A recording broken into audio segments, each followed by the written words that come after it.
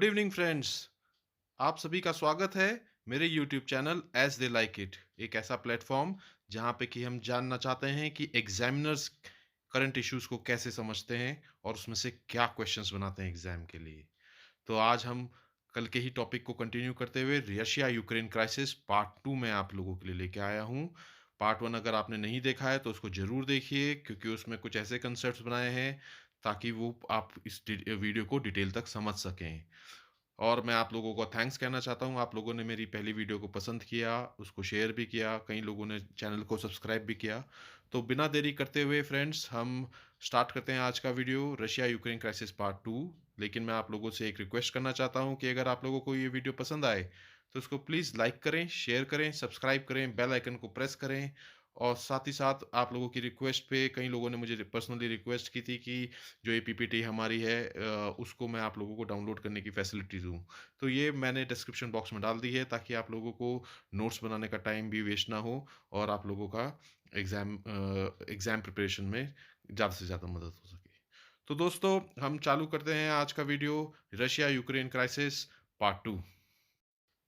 तो फ्रेंड्स, आ जाते हैं हम आज अपनी मेन स्क्रीन पे। आज की वीडियो में हमने क्या-क्या टॉपिक्स कवर किए हैं, तो आज की वीडियो में हम देखेंगे कि नेटो क्या है और यूक्रेन नेटो को क्यों ज्वाइन करना चाहता है, और क्या यूक्रेन नेटो का मेंबर बन भी सकता है या नहीं बन सकता है, कोई कंट्री उसको अपोज कर रही है नहीं कर रही है with in the NATO members. और रशिया को क्या इस इशू से प्रॉब्लम है, रशिया क्यों यूक्रेन की मेंबरशिप को अपोज कर रहा है, जबकि यूक्रेन तो एक इंडिपेंडेंट कंट्री है, तो उसके पास अपना एवरी राइट है। तो आज हम इस पूरे टॉपिक्स को कवर करेंगे। तो हम आगे बढ़ते हैं और अपनी फर्स्ट स्लाइड पे आते हैं। नेटो नेटो क्या चीज़ है? NATO is North Atlantic Treaty Organisation, एक इंटरगवर्नमेंटल मिलिट्री अलायंस है, 28 यूरोपियन और 2 नॉर्थ अमेरिकन कंट्रीज़ का, बेसिकली यूएसए एंड कनाडा। तो टोटल 30 कंट्रीज़ इसकी मेंबर हैं आज की डेट में। ये दो वर्ल्ड वॉर 2 के बाद ये सेटअप हुआ था। ये क्या करता है? ये नॉर्थ अटलांटिक चार्टर को इम्प्लीमेंट करता है। इसकी ट्रीटी 1949 में सेटअप साइन की गई थी। इसका हेडक्वार्टर जो है वो ब्रुसेल्स बेल्जियम में है। ये छोटी इंफॉर्मेशन थी, थोड़ी सी नेटो के बारे में बतानी ज़रूरी थी, क्योंकि ये मे बी 2 मार्कर किसी एग्जाम में पूछा जा सकता है। अब हम अपनी स्क्रीन पे देख रहे हैं, ये जो मैप है इसमें basically European members of NATO दिखाए गए हैं ब्लू से। और इसमें जो हमें ध्यान देने वाली बात है वो ये है कि यूक्रेन कहाँ है। तो यूक्रेन ये ग्रीन कलर से है और ये जॉर्जिया है।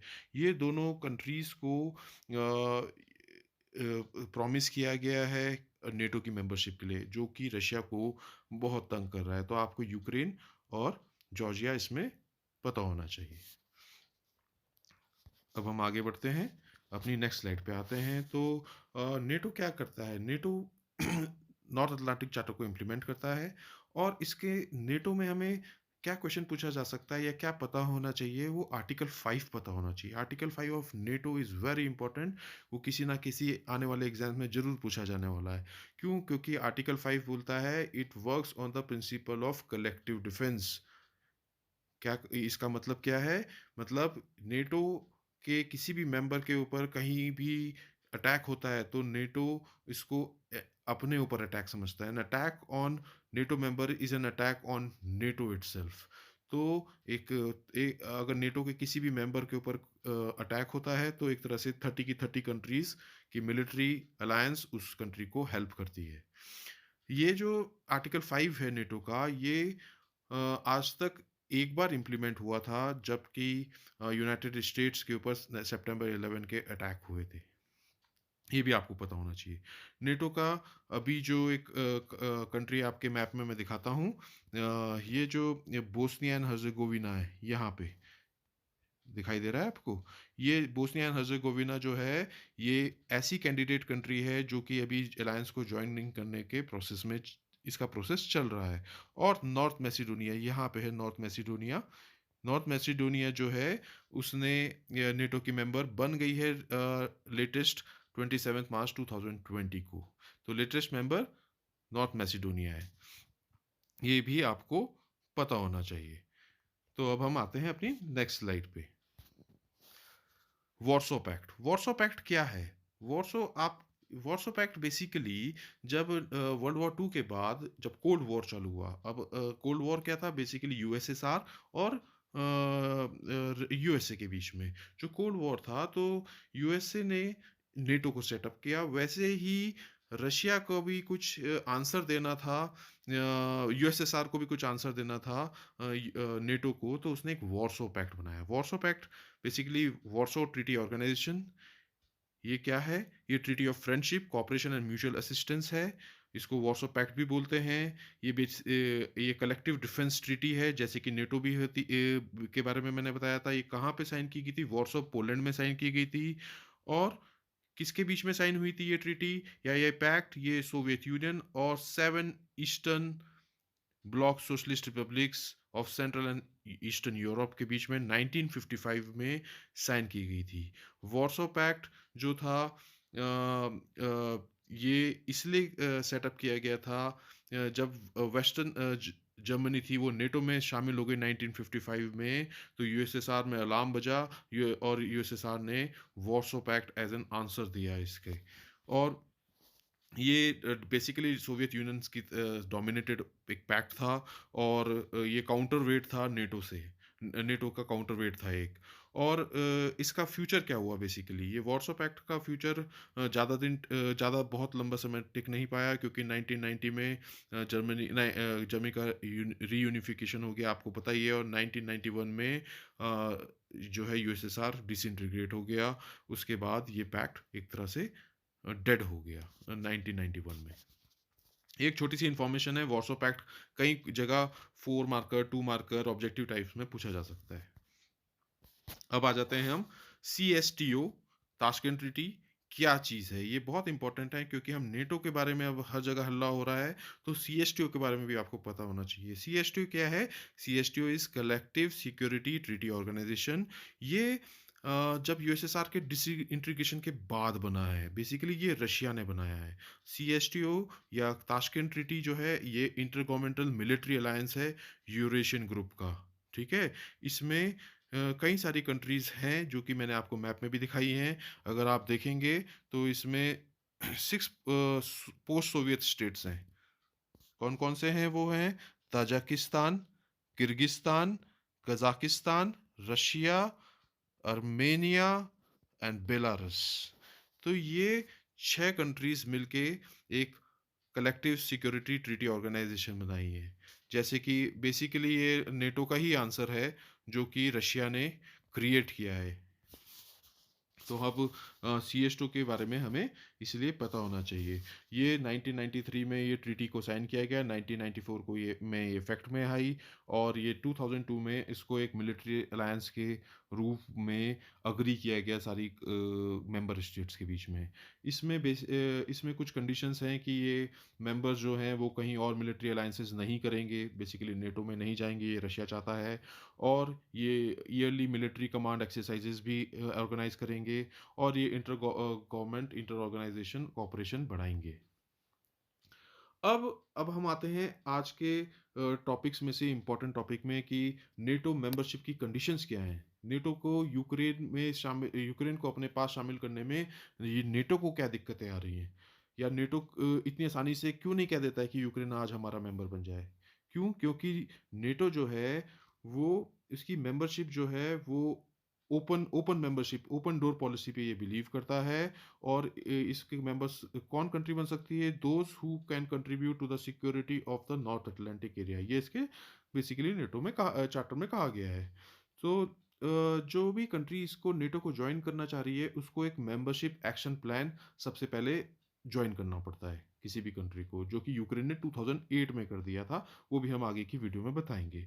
फिर साथ ही साथ नेटो के जो मेंबर्स हैं उनको यूनानिमसली अप्रूव करना होता है कि कोई भी न्यू एंट्रेंट को, यानी कि 30 के 30 मेंबर्स को यूनानिमसली मीन्स एक साथ उनको हामी भरनी पड़ती है, तभी वो कोई नई कंट्री उसका मेंबर बन सकती है।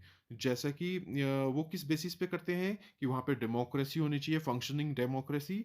और उस कंट्री में कोई भी अनरिजॉल्व्ड एक्सटर्नल टेरिटोरियल डिस्प्यूट्स नहीं होने चाहिए।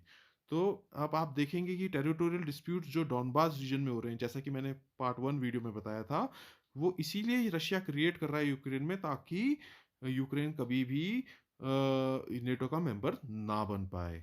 ये इसके बारे में हम आगे भी आएँगे, अभी अब बताएँगे उस बारे में। यूक्रेन ने जो है मेंबरशिप एक्शन प्लान 2008 में अप्लाई कर दिया था, और 2010 में जब इसके नए प्रेसिडेंट आए विक्टर यानुको, तो ये प्रोसेस स्टॉल भी हो गया, स्टॉप भी लग गया इसमें।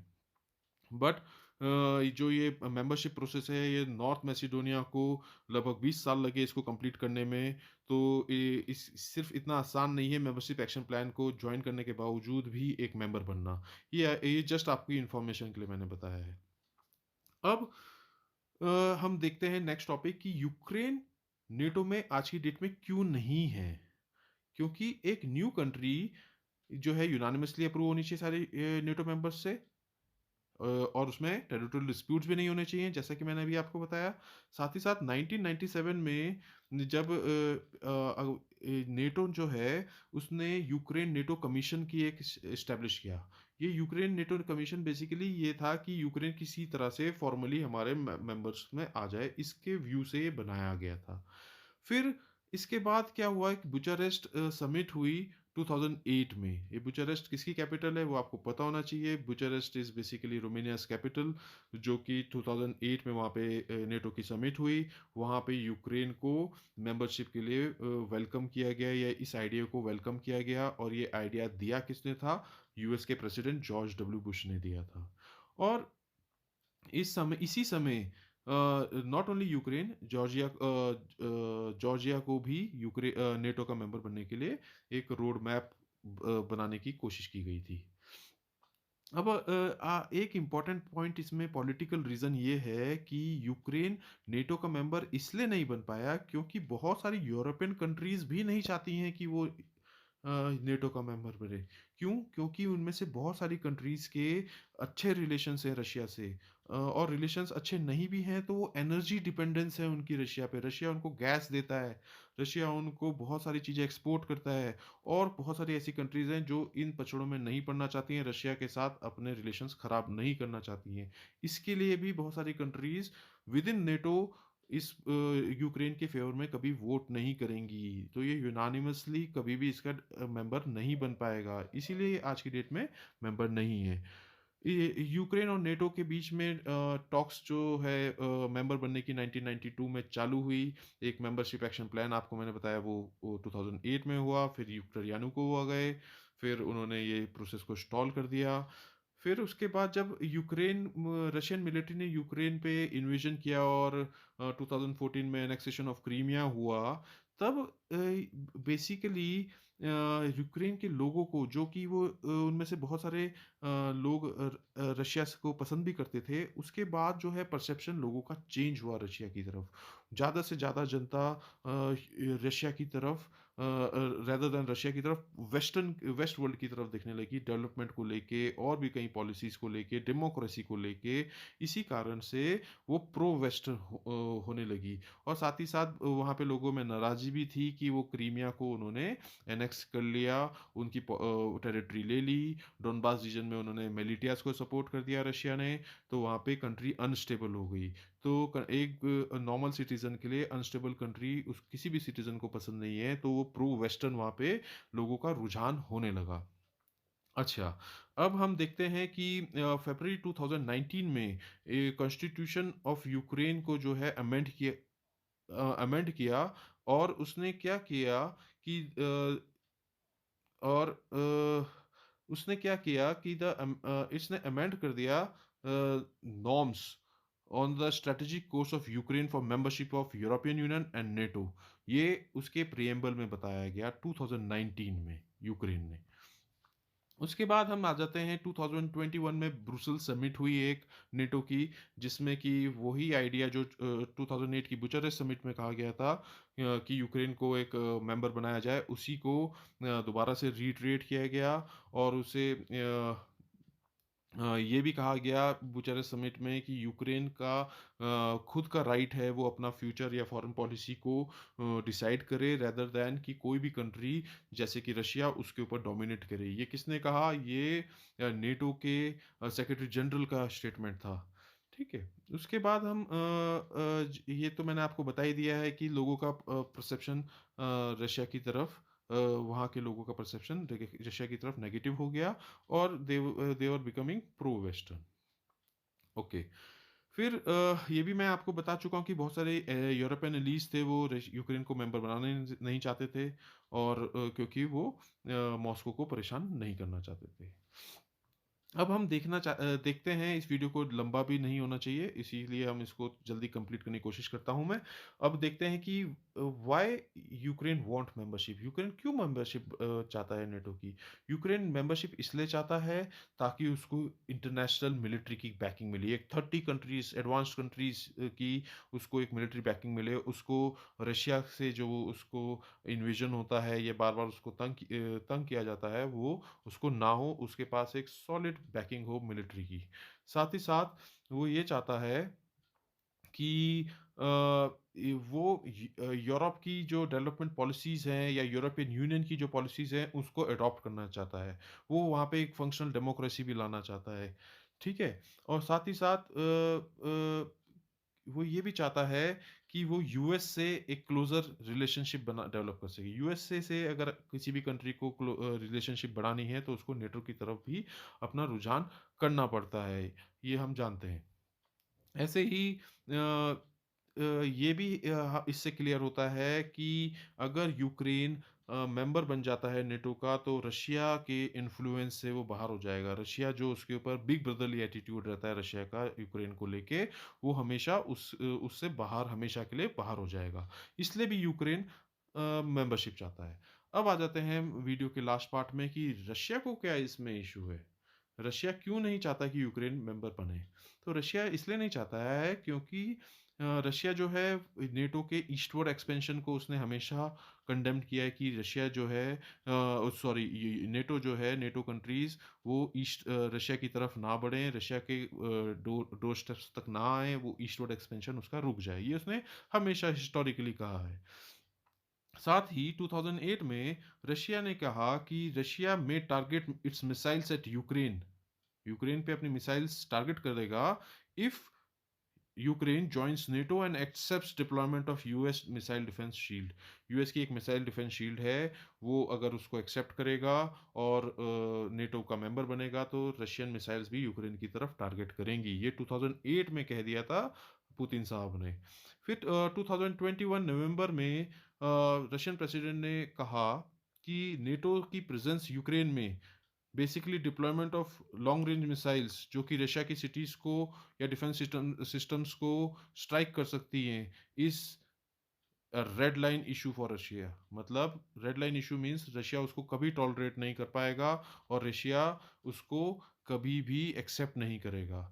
इसी बीच में एक सी ब्रीज इंसिडेंट हुआ। सी ब्रीज एक्सरसाइजेज हुई 2021 में। ये डेफिनेटली कई लोगों को नहीं पता होगा और बहुत एग्जाम्स में पूछा जा सकता है कि सी ब्रीज क्या है, इसीलिए मैं इसको कवर कर रहा हूँ। जून 2021 में यूक्रेन और नेटो फोर्सेस ने एक जॉइंट नेवल ड्रिल्स की ब्लैक सी में, जो ब्लैक सी बहुत स्ट्रेटेजिकली इंपॉर्टेंट है रशिया के लिए। वो मैंने आपको पिछली वीडियो में भी बताया था कि ये क्यों इंपॉर्टेंट है, क्योंकि सारी एनर्जी लाइंस वहाँ से रशिया की जाती हैं और रशियन नेवी का वहाँ पे बहुत इंपॉर्टेंट बेसिस हैं। और वहाँ पे ब्लैक सी में रशिया को एंटागोनाइज करते हुए यूक्रेन और नेटो ने की फोर्सेस ने जॉइंट नेवल ड्रिल्स की, जिसको कि नाम था सी ब्रीज 2021 ने 21, और रशिया ने इस ड्रिल्स को कंडेम्ड किया। रशिया ने 2021 में ही यूएस से बोला कि वो मुझे लीगल गारंटीज दे कि नेटो का ईस्टवर्ड एक्सपेंशन नहीं होगा और कोई भी वेपन सिस्टम जो है वो रशिया की टेरिटरी के आसपास नहीं सेटअप किया जाएगा, जो कि रशिया को सिक्योरिटी को थ्रेटन करे।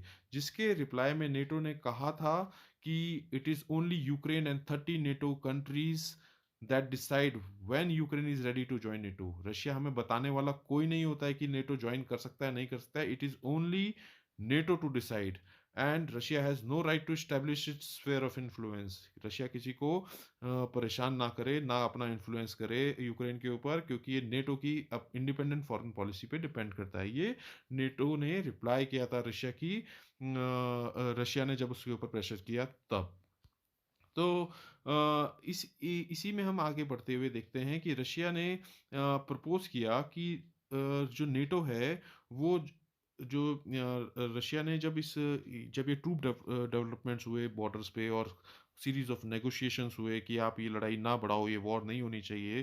तो रशिया ने इसमें प्रपोज़ किया था कि जो लीगल गारंटीज़ में जो उसने माँगी थी, उसमें कहा था कि जॉर्जिया और यूक्रेन को कभी भी नेटो का मेंबर ना बनाया जाए और कोई भी मिलिट्री एक्टिविटी जो है यूक्रेन की टेरिटरी में ना हो और साथ ही साथ ईस्टवर्ड एक्सपेंशन नेटो का ना किया जाए और नेटो ने जो भी मिलिट्री ट्रूप्स या बेसेस सेटअप किए हैं न्यू कंट्रीज में नेटो के मेंबर्स की जो 1997 के बाद वहां पे मेंबर बनी है नेटो की उनको रोल बैक किया जाए जो कि ऑब्वियसली किसी भी नेटो के मेंबर को एक्सेप्टेबल नहीं थी और सॉरी यूएसए ने उसको रिजेक्ट किया, नेटो ने उसको रिजेक्ट किया, जिसके बाद हमने देखा कि आज की इस सिचुएशन पे हम आ गए हैं।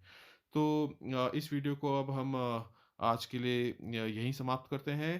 थैंक्स कि आप लोगों ने इसको देखा और मेरे चैनल को लाइक किया। मैं आप लोगों से यही कहता हूँ कि अगर आपको पसंद आता है तो प्लीज़ शेयर कीजिए। और इस वीडियो को बंद करने से पहले मैं आपको ये भी बताना चाहूँगा कि हमारी नेक्स्ट वीडियो किस पे आएगी। नेक्स्ट वीडियो आएगी कि रशिया आखिर क्या चाहता है।